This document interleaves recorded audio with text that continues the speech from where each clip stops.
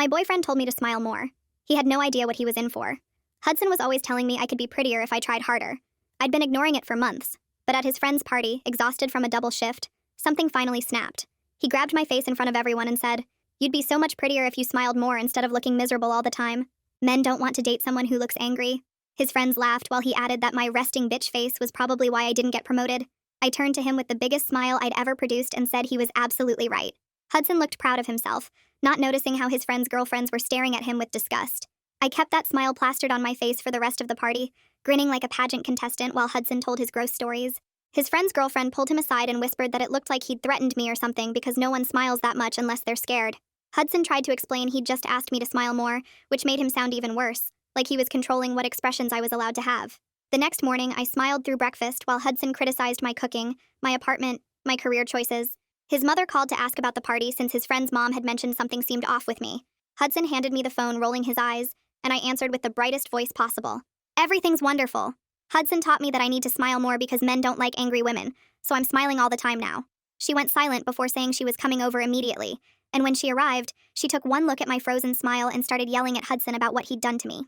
His mother insisted we come to his grandmother's funeral that weekend to show the family everything was fine, but that backfired spectacularly when I smiled through the entire service. I beamed in the front row while everyone cried, and his relatives were horrified. When they asked Hudson why I was smiling at a funeral, he had to admit he'd told me to smile more. His aunt said, "You made her smile at a funeral?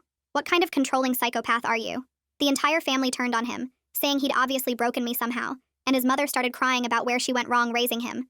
His brother still invited us to his wedding the next month, probably hoping things would improve, but I stood grinning maniacally in every photo while the bride was having a breakdown about her missing flowers. The photographer kept asking if I could look more sympathetic, and Hudson had to explain our situation in front of the entire wedding party. The bride's family spent the rest of the reception whispering about Hudson's abusive control tactics, and several of them cornered me in the bathroom to slip me domestic violence hotline numbers.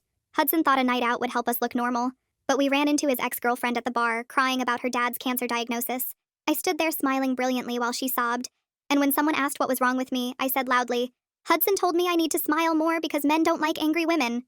The entire bar turned to look at Hudson like he was a monster, and his ex actually slapped him before several women came over to ask if I needed help getting away from him. The stress gave Hudson food poisoning that night, and he spent 3 hours throwing up while I smiled supportively next to the toilet. His roommate found us with me grinning while Hudson lay groaning on the floor and immediately asked what Hudson had done to me. He said I'd be prettier if I smiled more, I explained, still smiling. His roommate called Hudson an abusive piece of garbage and moved out that week, posting on social media about Hudson's psychological torture. Hudson's boss saw those posts and dragged him to a company dinner to assess the situation himself. I smiled relentlessly while his boss talked about serious topics like layoffs and budget cuts, never breaking my grin even when discussing workplace tragedies. His boss pulled Hudson aside and said, "Why are you making her smile like that?" Hudson's attempt to explain confirmed everything, and his boss started treating him like a potential HR nightmare who might snap at female employees. Between his boss's concerns, his family's horror, and his friends refusing to hang out with someone they thought was an abuser, Hudson was falling apart. His mother wouldn't speak to him. His therapist said his need to dictate my facial expressions was deeply concerning, and by Sunday he was begging me to stop smiling. "Everyone thinks I'm a controlling psychopath," he screamed while I smiled at him peacefully. "My entire life is destroyed." His phone rang with his father's name on the screen, and Hudson went pale because his dad only called when someone had called him first with concerns. As he answered, I heard his father's booming voice say something about an intervention. Hudson hung up and stared at me in horror. "What intervention? What did you do?" I kept smiling as I pulled out my phone and showed him the group text with his family, friends, and boss, all confirming they'd be here in an hour for his control issues intervention that I'd been organizing all week with a smile on my face. The doorbell rang exactly 58 minutes later, and Hudson froze like a deer caught in headlights while I walked to the door still wearing that same bright smile. His mother came in first, looking worn out and tired, followed by his father who had that stern look he always wore when someone disappointed him. His brother pushed past them both and immediately went to stand by the hallway leading to the bedrooms, probably making sure Hudson couldn't escape. The boss appeared on his mother's laptop screen, adjusting his webcam while more people filed in behind them. Hudson's aunt arrived with a notebook. His therapist called in on speakerphone that his mother set up on the coffee table, and even his ex-girlfriend joined via another video call on someone else's phone. The roommate who'd moved out showed up last, carrying printed screenshots in a folder, and everyone arranged themselves around our living room while I sat down in the center chair, hands folded in my lap, that frozen smile never leaving my face. Hudson backed into the corner by the window, looking from person to person like he was calculating escape routes, but his brother shifted position to block that exit too. His father cleared his throat and started speaking in that deep voice that made everyone pay attention, explaining this wasn't about attacking Hudson, but about addressing patterns that were destroying his life and hurting people around him. Hudson immediately tried to bolt for the door, but his brother grabbed his arm and guided him to the couch, saying they were doing this because they loved him and wanted him to get help before things got worse. His mother pulled out her reading glasses and unfolded several pages of notes, her voice shaking as she read about watching me smile through her own mother's funeral service, how the entire family was disturbed and confused by what they'd witnessed. She started crying halfway through, saying she must have failed as a mother if her son thought it was acceptable to control what expressions women were allowed to have on their faces. The therapist's voice came through the speaker, professional but concerned, explaining that Hudson's behavior showed clear signs of coercive control and image obsession that stemmed from deep insecurity about how others perceived him. She recommended intensive therapy sessions, possibly residential treatment, and said his need to control my facial expressions was just the tip of a much larger problem with wanting to control how the world saw him through controlling others. Hudson's ex-girlfriend spoke up from the laptop screen, describing how he used to criticize her laugh for being too loud, her voice for being too high-pitched, even the way she walked, because he thought people might judge him for dating someone who walked with confidence instead of taking smaller steps. She said she'd spent years in therapy after their relationship ended, finally understanding that his constant criticism wasn't about helping her improve, but about his own deep fears of not being good enough. His boss leaned forward on the video screen, adjusting his tie while expressing serious concerns about Hudson's judgment and decision-making abilities in the workplace. He mentioned that HR had already started documenting concerns, that Hudson would be placed on a performance improvement plan immediately, and that mandatory workplace behavior training would be required if he wanted to keep his position. Everyone turned to look at me, waiting, and I slowly stood up with that same soft smile, pulling out my phone where I'd typed a prepared statement over the past week. My hands shook slightly, but my voice stayed steady as I read through the list of comments he'd made about my appearance, my expressions, my career, the public humiliations at parties and family events, the constant criticism disguised as helpful suggestions. I kept smiling the entire time, even when describing how he'd grabbed my face at his friend's party, how he'd told everyone my resting face was why I didn't get promoted, how he'd made me feel like existing in my natural state was somehow offensive to him. Hudson suddenly stood up, waving his hands around, trying to minimize everything by saying he just wanted me to be happier and more approachable, that people misunderstood his intentions, that everyone was blowing this way out of proportion. His aunt immediately shut him down, standing up from her chair and reminding him how he'd justified my funeral smiling to the entire extended family, how he'd actually told grieving relatives that he'd instructed me to smile more because men didn't like angry women. The roommate opened his folder and started passing around the screenshots of his social media posts about Hudson's psychological torture, posts that had been shared dozens of times, commented on by mutual friends, spreading through their entire social circle over the past week. Hudson went pale as he looked at the papers, seeing comment after comment from people calling him an abuser, sharing their own stories about controlling partners, warning others to stay away from him, and his hands started shaking as he realized how widely his behavior had been discussed and condemned. I sat back down in my chair, still smiling, watching Hudson finally face real consequences for his actions, feeling a strange mix of satisfaction and exhaustion wash over me. Part of me felt vindicated seeing his family and friends take this seriously, seeing them refuse to excuse his behavior or minimize what he'd done, but another part felt unexpectedly sad about what we'd become.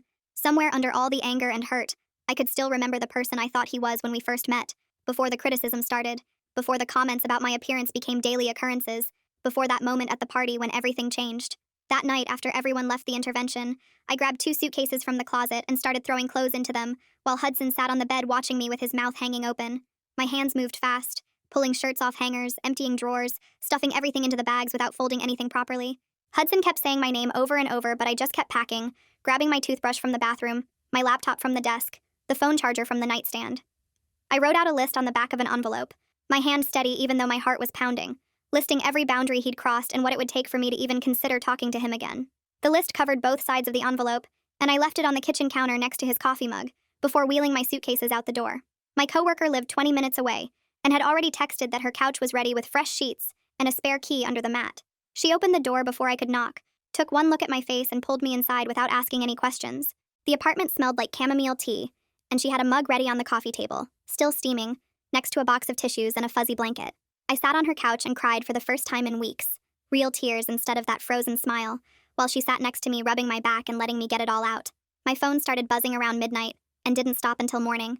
17 messages from Hudson that went from apologizing to angry to begging to accusing me of ruining his life on purpose. Each message got longer and more unhinged, first saying he was sorry for telling me to smile, then saying I'd overreacted, then saying the intervention was an ambush, then saying I was manipulative for turning everyone against him. I took screenshots of every single message, my fingers shaking as I scrolled through them, then forwarded the whole batch to the email address on the card my coworker had given me for the Women's Center downtown. The advocate replied within an hour, even though it was barely 7 in the morning, asking if I could come in that afternoon to discuss my options. Her office had soft lighting and plants everywhere, Nothing like the harsh fluorescent lights I'd expected, and she handed me a cup of coffee before sitting across from me with a yellow legal pad. She walked me through creating a safety plan, asking about Hudson's access to my workplace, whether he had keys to anywhere I might go, if he knew my passwords or had access to my bank accounts. We went through each area of my life methodically, identifying risks and creating backup plans, changing passwords, updating emergency contacts, making sure someone always knew where I was. She explained the process for getting a protective order, the evidence I'd need, the court dates, the enforcement challenges, all while validating that what I'd experienced was real abuse, not just relationship problems like Hudson kept insisting. 2 days later, Hudson's mother called while I was eating breakfast at my coworker's kitchen table, her voice tired and apologetic on the other end. She told me the family had given Hudson an ultimatum after the intervention, either start weekly therapy sessions or lose access to the family money that helped pay his rent. She kept apologizing, saying she should have seen the signs earlier, that Hudson's father had the same controlling habits about her appearance when they were younger, always commenting on her weight, her clothes, her makeup. The irony hit me the next morning at work when my manager stopped by my desk and mentioned that I seemed different lately, more genuine, less forced in my interactions with customers. I actually laughed, a real laugh that bubbled up from my chest, the first genuine laugh I'd had in weeks, and my manager smiled and said it was nice to see me happy. 3 days later, I was eating lunch at my desk when the receptionist called to say someone was here to see me, and I knew before she said his name that Hudson had shown up. Security met me in the lobby where Hudson was pacing near the entrance, his hair messy, wearing the same shirt from the intervention, insisting he just wanted 5 minutes to explain everything. I told security about the situation, showed them the screenshots on my phone, and watched as 2 guards escorted Hudson out while he kept yelling that I was being dramatic. My manager pulled me aside afterward and offered to adjust my schedule so I wouldn't be alone during arrival and departure times, even suggested I could work from home a few days a week if that would help. A week passed before Hudson's therapist reached out through his mother, requesting a joint session to address what she called the relationship dynamics that needed processing. I agreed to one session with clear conditions, that I could leave whenever I wanted, that Hudson couldn't approach me afterward, that the therapist would maintain professional boundaries throughout. The session was in a different building than I'd expected, more modern with big windows, and Hudson was already there when I arrived, sitting in a leather chair looking smaller than I'd ever seen him. The therapist started by asking Hudson to explain his perspective on our relationship, and he launched into this whole story about just wanting me to be happier, more approachable, more pleasant to be around. She stopped him and asked him to dig deeper, to think about where those expectations came from, and after 20 minutes of deflection, Hudson finally admitted he'd watched his father do the same thing to his mother for years. His father would critique his mother's expressions, tell her to smile at his work events, criticize her for looking tired or stressed, control how she presented herself in public, and Hudson had absorbed it all as normal. The therapist helped him see the pattern, but made it clear that understanding where it came from didn't excuse the behavior or erase the harm he'd caused. When she asked me about my experience, I decided to be completely honest and told them both that my Smile campaign wasn't just malicious compliance, but a deliberately designed plan to destroy Hudson's reputation. Hudson's jaw dropped and he started to speak, but the therapist held up her hand and said my response, while extreme, was actually a form of resistance to abuse, a way of taking back power when I felt powerless. 2 days after the session, Hudson's brother called while I was making dinner at my coworker's place, his voice awkward and apologetic through the phone speaker. He said he felt terrible about the wedding situation, that his wife had been mortified when she understood what was happening, that the photographer had actually managed to edit some of the photos to look more natural using some software. His wife wanted to meet me separately for coffee, to offer support, to let me know they didn't blame me for what happened at their wedding, that they understood I was surviving a bad situation the only way I knew how. 3 days later, Hudson's brother's wife texted asking if we could meet at the coffee shop near the mall. She was already there when I arrived, sitting in a corner booth with a folder on the table and 2 coffees waiting. She pushed one toward me and opened the folder to show printed emails and text messages going back years. Her hands shook as she spread the papers out, showing Hudson's dad telling his mom to wear different clothes, to speak softer at parties, to stop embarrassing him with her opinions. One email from 5 years ago showed him threatening to cancel her credit cards if she didn't lose weight before his company Christmas party. She'd been collecting evidence since she married into the family, watching the same patterns repeat with Hudson, and now with me. We sat there for 2 hours going through everything while she explained how Hudson's mom would defend her husband, make excuses, pretend it was normal. She wanted to stage an intervention for the parents too, but needed more people to see the problem first. That same week, Hudson got called into HR at his job, where they handed him enrollment papers for a mandatory 6-week behavior modification program. His boss was there too, arms crossed, explaining that the social media posts and dinner incident had raised serious concerns about his judgment and treatment of women. The program met 3 times a week after work, and missing even one session would result in immediate termination. Hudson had to sign an agreement acknowledging this was his final chance, and any similar incident would end his employment permanently. His boss made it clear this wasn't negotiable, and the company was already documenting everything for potential legal protection. Meanwhile, Hudson's roommate started packing his stuff early, loading boxes into his car every evening after work. When Hudson asked why he was leaving before the lease ended, His roommate just shook his head and said he couldn't live with someone who psychologically tortures their partner. The stress of finding a new roommate on top of everything else had Hudson calling rental agencies at all hours, desperate to find someone to split costs. Nobody wanted to move in after seeing his social media reputation, though. The Women's Center had recommended a support group that met Tuesday evenings in a church basement downtown. I went to my first meeting expecting maybe 5 or 6 people, but found 30 women sitting in a circle. When I shared my smile story, heads nodded around the room and hands went up with similar experiences. One woman's ex made her wear makeup to bed, another's husband monitored her facial expressions during sex, a third had to practice smiling in the mirror before family events. The leader explained this type of appearance control was more common than people realized, and often escalated to physical violence. After 3 sessions, I understood my experience wasn't unique or even unusual. Hudson's mom started seeing her own therapist after recognizing how she'd normalized her husband's behavior for decades. She sent me a 4-page handwritten letter, apologizing for raising Hudson in an environment where controlling women's appearance was considered normal. She wrote about realizing she'd been making excuses for both her husband and son, teaching Hudson that women should modify themselves to keep men happy. The letter arrived with a book about breaking generational patterns of emotional abuse that she'd highlighted and annotated. 3 weeks after the intervention, Hudson asked to meet at the public park near the lake to talk about our relationship. He'd completed several therapy sessions by then and seemed different, calmer, but also confused. We sat on opposite ends of a bench while he explained his therapist was helping him understand his behavior, but he still didn't really get why everyone was so upset. He kept saying things like he just wanted me to be happy, and couldn't understand why that was wrong. The fact that he still couldn't see the difference between wanting someone's happiness and controlling their expression told me everything I needed to know. I told him our relationship was over permanently, but hoped he'd continue therapy for his own growth. Hudson started crying right there on the bench, saying he'd lost everything because of one stupid comment about smiling. I reminded him it wasn't one comment, but years of criticism and control, and these weren't punishments, but natural consequences of his choices. He begged for another chance, but I was already standing up to leave. My coworker found me a studio apartment I could actually afford on my own, in a building her cousin managed. She helped me move my stuff from storage while Hudson was at his behavior modification class. The apartment was small but mine, with windows facing a tree-lined street and neighbors who minded their own business. Setting up my own space without anyone criticizing my decorating choices or telling me how to arrange furniture felt like breathing freely after years underwater. Hudson's dad called my new number that I'd only given to select people, somehow getting it from someone, his voice angry and demanding. He said I'd destroyed his family with my dramatic overreaction to a simple request, that I'd turned everyone against them for no reason. I stayed calm and told him his son learned these behaviors somewhere, that maybe he should look in a mirror before blaming me. The line went silent before he started yelling about ungrateful women not knowing their place. I hung up and blocked his number immediately. The support group leader pulled me aside after a meeting to ask if I'd share my story at their community awareness event next month. She thought my smile protest was creative resistance that might help others recognize emotional abuse disguised as helpful suggestions. I agreed, realizing my weird campaign might actually serve a purpose beyond just destroying Hudson's reputation. 2 months passed before I heard through mutual friends that Hudson was dating someone new, this girl from his gym who seemed nice enough and had no idea about our history. Our friend group was split about whether to warn her, with some saying it wasn't their business while others felt guilty watching her walk into the same trap I'd escaped. She posted photos of them together on social media, Hudson's arm around her waist while she smiled naturally, not the forced grin he'd demanded from me. 3 weeks into their relationship, she messaged me out of nowhere asking if we could meet for coffee because Hudson had started criticizing her workout clothes, saying they made her look desperate for attention.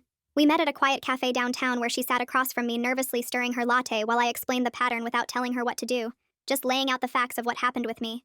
Her face went pale when I described the smile campaign and how it destroyed his reputation. Then she asked if I thought he'd changed since therapy.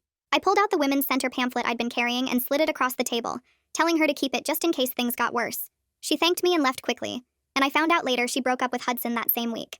Hudson's mother called me occasionally with updates about his therapy progress, saying it was slow but real according to what his therapist shared during family sessions. She explained he was starting to understand how his anxiety about other people's perceptions had driven his need to control my appearance, though he still struggled to take full accountability for the harm he'd caused.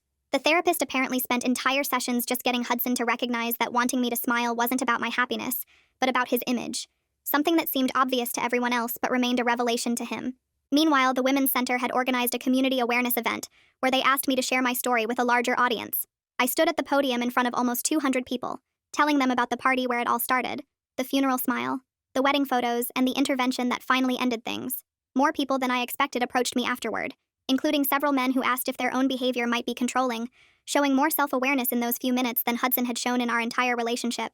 One man specifically asked if telling his wife to dress more conservatively was similar, and when I explained how it was about control rather than concern, he looked genuinely troubled and said he needed to apologize to her. Hudson's employer made him present at a company-wide training about respectful workplace behavior as part of his improvement plan following the intervention. His mother told me his coworkers now viewed him completely differently, avoiding him at lunch and excluding him from after-work gatherings because they'd all heard about the smile thing through office gossip. The isolation was apparently one of the hardest consequences for Hudson to handle, since he'd always prided himself on being well-liked at work. Around this time, I started dating someone new, a guy from my book club who noticed when I forced a smile during a discussion about a sad novel and gently asked if I was okay. The simple respect for my authentic emotions felt revolutionary after what I'd experienced with Hudson, and when I explained my history, he just listened without trying to fix anything or defend Hudson or suggest I should forgive and forget.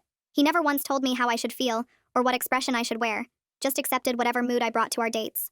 Hudson's parents were having their own crisis according to his brother, with his mother threatening separation after recognizing how his father's controlling behavior had created the blueprint for Hudson's actions.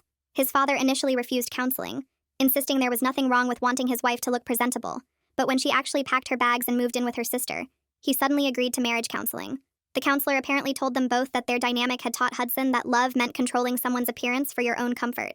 6 months after our breakup, Hudson sent me an email with a genuine apology letter that his therapist had helped him write as part of his treatment. He acknowledged the harm he'd caused without asking for forgiveness or expecting a response, writing that he understood now how his behavior was abusive and that my smile protest, while humiliating for him, was a creative form of resistance to his control. The letter showed real progress even if it couldn't undo the damage, and I saved it as proof that people could change if they actually did the work. The Women's Center director approached me about becoming a peer counselor for others experiencing emotional abuse, saying my story and approach resonated with many survivors who felt empowered by the idea of creative resistance. I accepted immediately, wanting to help people recognize these patterns before they escalated into years of subtle control and criticism, disguised as helpful suggestions.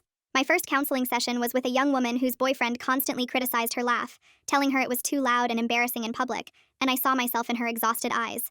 Hudson's brother and sister-in-law invited me to dinner at their place to maintain our friendship despite all the family drama. Over pasta and wine, they shared that Hudson was living alone now in a studio apartment across town, focusing entirely on therapy and work without dating anyone new. His brother mentioned Hudson had asked about me but respected that I didn't want contact beyond the single apology letter, which showed more boundaries than he'd ever displayed during our relationship. 3 months later, my new boyfriend asked if I wanted to meet his parents for Sunday dinner, and I said yes without thinking twice about what face I should wear. We drove to their house in the suburbs where his mom opened the door and immediately pulled me into a hug while his dad shook my hand and asked about my work. During dinner, I laughed at his dad's bad jokes and frowned when his mom talked about their neighbor's health problems, and nobody once commented on my expressions or told me how I should look. His mom pulled me aside while we were doing dishes and said she hadn't seen her son this happy in years, and that I seemed so much more relaxed than when she'd seen photos from before. I realized she meant the photos from Hudson's brother's wedding where I was smiling like a robot, and she touched my arm gently saying she was glad I got away from that situation. My own mother visited the next week and kept staring at me during lunch until I finally asked what was wrong. She admitted she'd been worried about Hudson for over a year, but didn't know how to bring it up without sounding like an interfering parent, and she'd noticed how tired I always looked around him. She said watching me now was like seeing her daughter come back to life after being gone for so long.